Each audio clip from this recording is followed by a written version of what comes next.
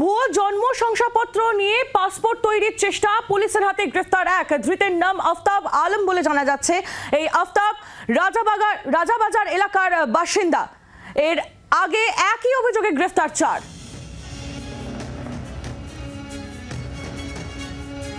পিয়ালি মিত্র আমাদের প্রতিনিধি রয়েছেন আমাদের সঙ্গে টেলিফোন লাইনে। পিয়ালি, ফের একবার ভুয়ো পাসপোর্ট তৈরির চেষ্টা। একেবারে দেখো, ভুয়ো বার্থ সার্টিফিকেট দিয়ে পাসপোর্টের আবেদন করেছিল এই আফতাব আলম, যার রাজাবাগান এলাকাতে বাড়ি, এবং মালদার মানিকচকের একটি বার্থ সার্টিফিকেট দেওয়া হয়েছিল। যখন পাসপোর্টের জন্য নথি জমা পড়ে তখন দেখা যায় যে এই বার্থ সার্টিফিকেটটি জাল। তারপরে তাকে গ্রেফতার করা হয়। ভবানীপুর থানাতে মামলা রুজু হয়েছিল, এসপিও গ্রেফতার করেছে।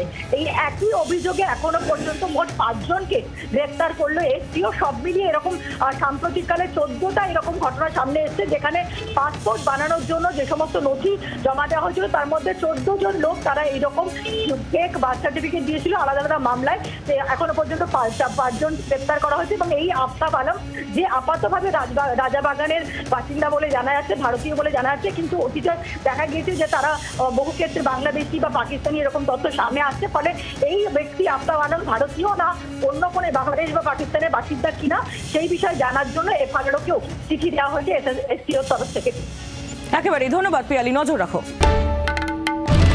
বাংলার আওয়াজ, বাঙালির আবেগ, জি 24 ঘন্টা।